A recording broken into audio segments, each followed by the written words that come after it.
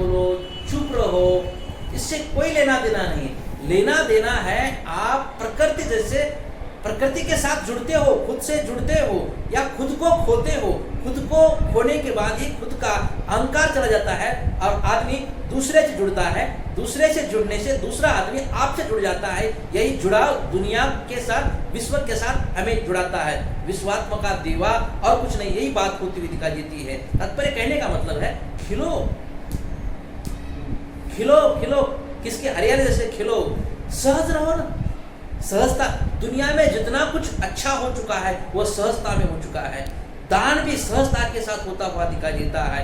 लेकिन अंतर से स्मित हो, हम क्या करते हैं, चेहरे से प्रसन्नता लाते हैं, नाटकीयता हाँ कहते हैं, सामने वालों को नाटक दिखाते हैं। और नाटक दिखाने से आपकी जिंदगी का नाटक हो जाता है, आपकी जिंदगी का पल चला जाता है, आपकी जिंदगी का समय चला जाता है और फिर बेचैन रहते, अस्वस्थ रहते हैं। मुझे कुछ नहीं मिला। कैसे नहीं मिला है? तेरे अंदर सब कुछ होकर भी तू भूल गया है, तुझे ही भूल गया है।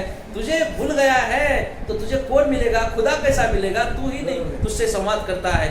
आवश्यकता है अंदर से स्मित होना चाहिए, अंदर से प्रसन्न होना चाहिए, अंदर से संयमित होना चाहिए, अंदर की हरियाली होनी चाहिए। चेहरे पर की हरियाली अपने आप आती है।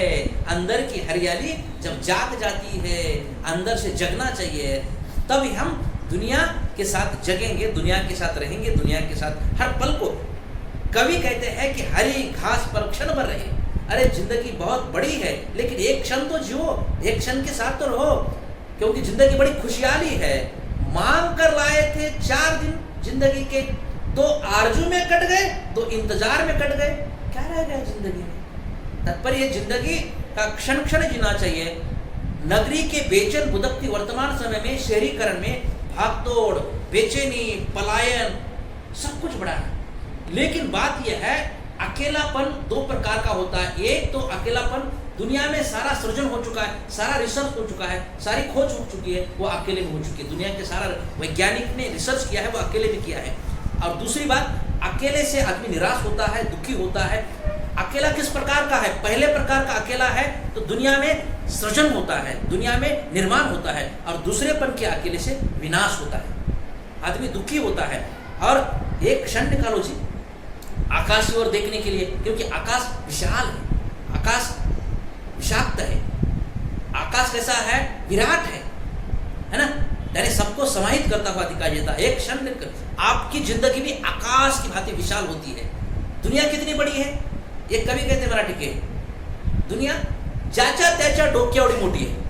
यानी दुनिया अपने दिमाग में दुनिया कितनी बड़ी समाविष्ट की है हमने भीतर, कितनी बड़ी दुनिया को समझा है, उतनी दुनिया अपने भीतर होती है। जितनी बड़ी दुनिया अपने भीतर होती है वो आदमी उतना ही बड़ा होता है। तात्पर्य कहने का मतलब यह है, इसलिए आप क्षण भर के लिए आकाश को देखो, धरा को देखो, कितनी विशालता है, व्यापकता है, वो देती जाती है। देना रहने देत जावे, घेना रहने घेत जावे, देता देता घेना रहे चाहत है। धरा वैसी है, धरा में सृजन होता है।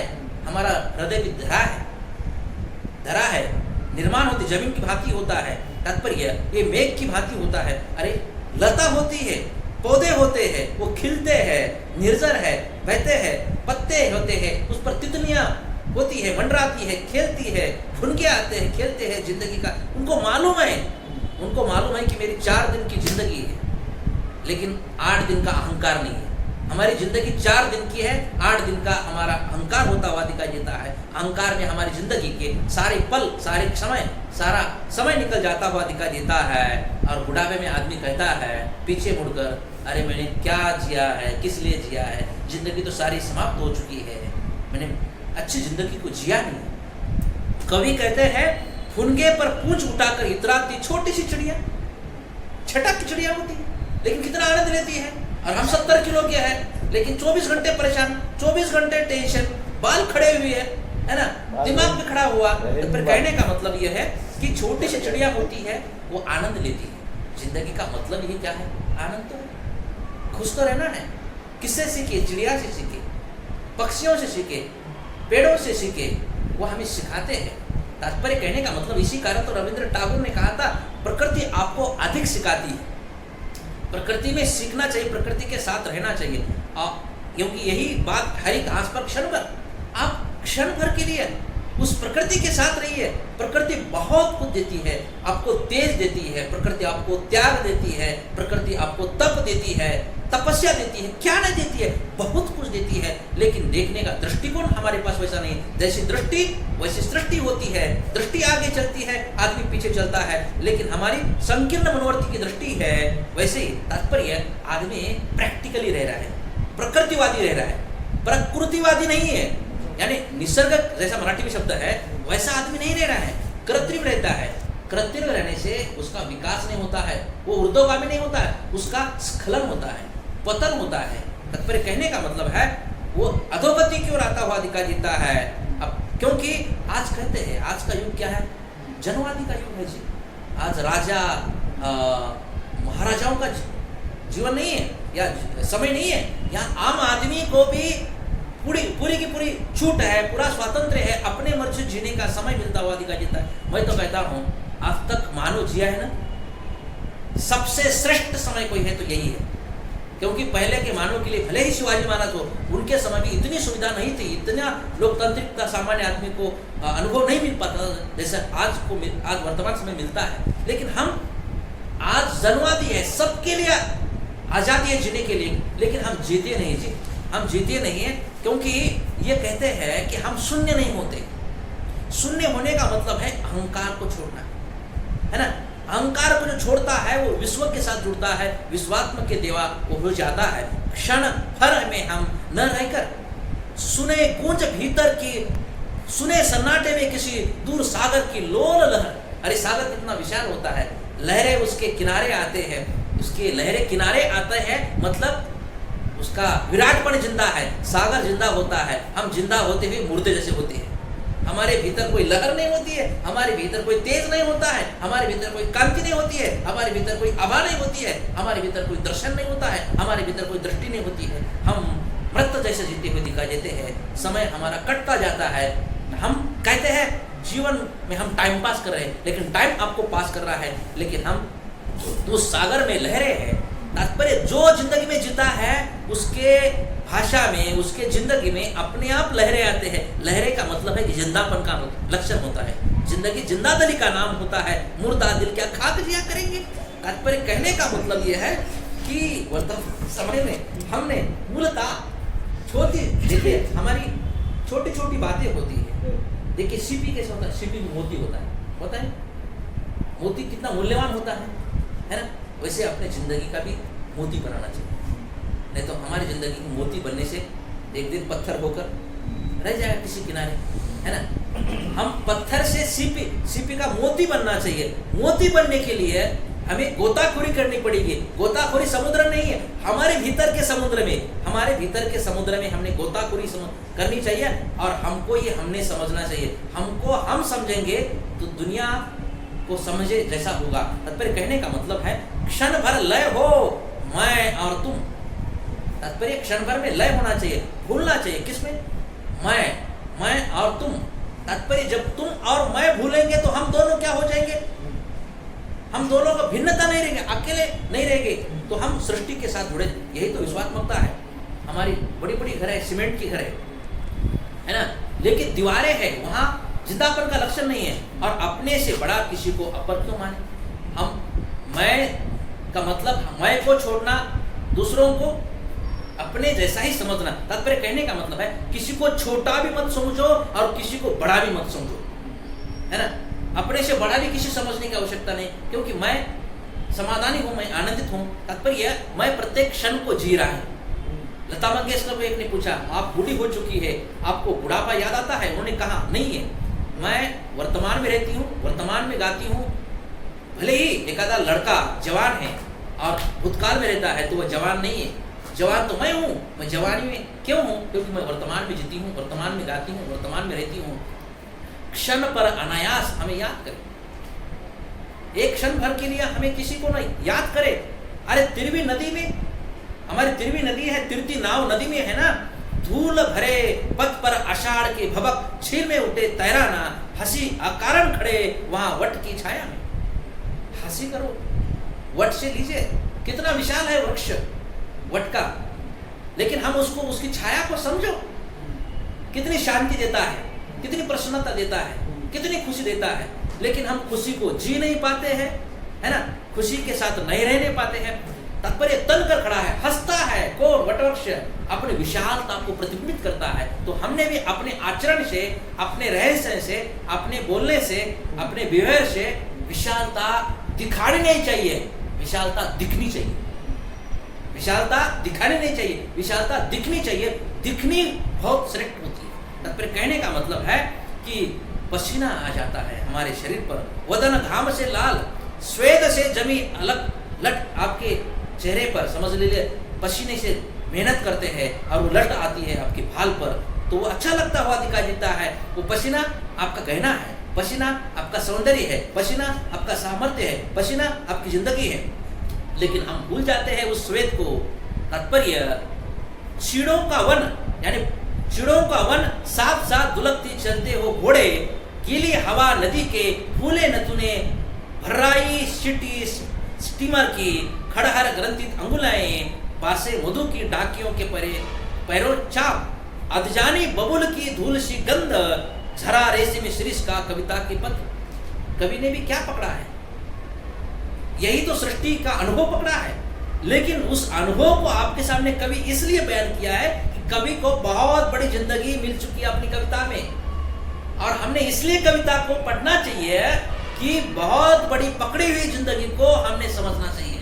जैसे गुत्थियां होती है, उस गुत्थियों को उलझाना, है ना, गुत्थियों को उलझाना जिंदगी की बुराई होती है, गुत्थियों को सुलझाना जिंदगी का उत्तर होता है। इस कारण मूलतः हमने गुबंद हो जाता है, मस्जिद के ऊपर गुबंद हो जाता है, सूर्य निकलता है, डूबता है, वो देखो, मोरनी को देखो, मोर को देखो, उसकी घुंघरापन का देखो। तात्पर्य कितनी सुंदरता है प्रकृति में, कितनी पंछी नाचते हैं, गाते हैं, गुनगुनाते हैं, लेकिन वो अपने अपनी आलाप लगते जीते हैं, अपने अपने गला आलाप गाते हैं। लेकिन हम नदी के किनारे खड़े होकर भी जिंदगी छोड़ देते हैं। छोटी इतनी बड़ी जिंदगी होती है लेकिन छोड़ देते हैं। अंगुली अंगुली नाप कर तोड़े तिनको समूह से। अब छोटा छोटा छोटा छोटा अहंकार निकालकर आप समूह से टूट जाते हैं और मौन हो जाते हैं। मौन में जिंदगी नहीं है बल्कि जुड़ने से जिंदगी है। याद करे अनायास और न माने हम अतीत के शरणार्थी। दुखी आदमी वो होता है जो इतिहास में रहता है। दुखी आदमी वो होता है केवल उसकी अतीत की भूतकाल की स्मृतियां उसको बेचैन करती है, अस्वस्थ करती है, उसको वर्तमान के साथ जीने नहीं देती है, वर्तमान के क्षणों का आनंद नहीं लेने देती है। तो हमने वो पूरा इतिहास छोड़ना चाहिए जो हमें पकड़ता है पीछे, और हमने अवलोकन करना चाहिए अपने जिंदगी का, शिवावलोकन करना चाहिए, जीवन के अनुभव से सीखना चाहिए, उसका प्रत्यावलोकन करना चाहिए। हमें हीन बनावे प्रत्यक्ष में होने का पाप बोध, तात्पर्य हमारे भीतर की हीनता बोध होता है, तो हमने उसको समझना चाहिए। आओ बैठो क्षण भर हरियाली पर, एक क्षण भर तो आपके लिए जियो जी। समय तो बहुत सा है लेकिन आपके लिए क्षण भर तो जिए। कैसे? उस प्रकृति की भांति, उस पेड़ की भांति, उस छिपकलियों की भांति, उस पक्षियों की भांति। ये क्षण हमें मिले नहीं नगर सेठों के भैयाजी। ये जो पल पल जिंदगी जीने होती है, न सेठों के पास होती है, न शहरों में होती है, न भैयाजी के पास होती है। हमें मिला ये समय अपने जीवन की निधि ब्याज सरी का। तात्पर्य जिस पद्धति से ये देखिए जिंदगी कैसी है, ये सृष्टि ने, प्रकृति ने हमें दिया है मुद्दल, है ना। ये प्रकृति में हमें शरीर दिया है मुद्दल के रूप में, हमें उसका ब्याज खाना है। ब्याज खाना है मतलब अपने जिंदगी को जीना है, और वो ब्याज के रूप में मिलता हुआ दिखाई देता है। जैसे हर दिन ब्याज चढ़ता रहता है, वैसे हर दिन जिंदगी का आनंद बढ़ते जाता है। इसी कारण कवि कहते हैं आओ बैठो, बैठ जाओ जी मित्रों के साथ, खेलो खिलाओ पिलाओ, बातें करो मित्रों से। तात्पर्य क्षण भर तुम खुद को निहारो। हम खुद को निहारते नहीं है, हम खुद को, अपनी जान एक रेखा पहचानो। ये रेखा लकीर जैसी अपनी जिंदगी होती है, लेकिन उसको फकीर बना पड़ता है। जो फकीर होता है उसको लकीर का अर्थ समझ में आता है, जो फकीर नहीं होता है उसको लकीर का अर्थ समझ में नहीं आता है। लकीर का अर्थ जिसको समझ में आता है, लकीर में ही जिंदगी हुआ करती है। चेहरे की अपनी जान एक एक रेखा पहचानो। अपनी जिंदगी एक एक रेखा होती है ना, हर दिन एक 24 घंटे की एक रेखा होती है। एक दिन चला गया ना, एक रेख आपकी जिंदगी की खड़ी हो गई है, उस रेख को देखो, समझो, चेहरे के उसके आंखों अंतर्मन को समझो जी। आओ हमारे साजे की अग्नि स्मृतियों को तुम्हें निहारो, हम दूसरों को निहारे, झिझक न हो, निरख ना कभी वासना की विकृति। हमारे भीतर काम वासना होती है, हमारे भीतर बुराइयां होती है, वो बुरी नहीं होती है, उसको समझना चाहिए जी। बुराई समझ लीजिए, काम वासना हमारे भीतर आई है तो उसको हम नफरत की दृष्टि से न देखें, क्योंकि हमारे वो शरीर का भाग है, हमारे शरीर की आवश्यकता है, उसको हम नकारात्मक दृष्टि से न देखें, उसमें भी आनंद होता है। आनंद किसमें नहीं होता है? इस कारण कभी कहते हैं उसके बारे में भी देखो, लेकिन वासनाओं को दबाओ मत। आपके मन में जो भी भावनाएं होती है, उमड़ती है, उस भावनाओं को समझे, धीरे धीरे धुंधले में चेहरे की रेखाएं मिट जाती है। जैसे जिंदगी में अलग अलग रेखाएं मिट जाती है, वैसे एक दिन हमारी जिंदगी में मिट जाती है, मिट्टी में मिल जाती है, लेकिन हम जिंदगी को नहीं समझते हैं। मरते वक्त आदमी सोचता है, अरे एवढी मोठी जिंदगी आहे, पण मला कळाली भी नहीं, जगला नहीं, जगता नहीं, जिंदगी समाप्त हो गई। तात्पर्य कहने का मतलब यह है, उसके लिए केवल एक नेत्र होनी चाहिए, केवल एक नेत्र होनी चाहिए। कौन से? सहजता की, अहंकार से विरक्त आंखें होनी चाहिए। उसके लिए बहुत बड़ा पढ़ा लिखा आदमी नहीं होना चाहिए, है ना। पक्षियों ने क्या पढ़ा है, प्राणियों ने क्या पढ़ा है, पेड़ों ने क्या पढ़ा है? कुछ भी नहीं पढ़ा है। तात्पर्य कहने का मतलब है कि वो नैसर्गिक जीते हैं, प्रकृति के साथ रहते हैं। केवल नेत्र को जगाओ, उतनी धीरे हरी घास की पत्ती पत्ती मिट जाए, लिपट जाओ झाड़ों पैरों को उनके, और झाड़ियों की फूल मिल जाओ, क्षिति की रेखा प्रसन्न ध्वंस से केवल बना ले विस्तार, अपने मन का विस्तार हो। तभी मनुष्य के अंतर के विस्तार का परिणाम मनुष्य के जीवन को कितना शांति लाता है, कितनी प्रसन्नता लाता है। मनुष्य के जीवन का अंतर्मन से विस्तार, यही मनुष्य की मुक्ति है, यही मनुष्य का बोध है। मनुष्य का तात्पर्य क्या है? ज्ञानेश्वर को ज्ञानेश्वर क्यों कहते हैं? तात्पर्य कहने का मतलब है कि उन्होंने भीतर से इतना विस्तार किया, इतना विस्तार किया कि सारे बंधन तोड़ दिए। सच्चा ज्ञान वो होता है जो भीतर के बंधनों को तोड़ता है और मुक्ति पाता है। कवि कहते हैं वो मुक्ति कीजिए जिस मुक्ति को कोई सीमा नहीं है, खुलापन है। कवि कहते हैं मुक्ति पाओ सीमाहीन खुलेपन का। हमारे पास खुलापन होना है। चलो उठो जी, चलो उठो। कवि कह रहे हैं अब तक हमें न बंधु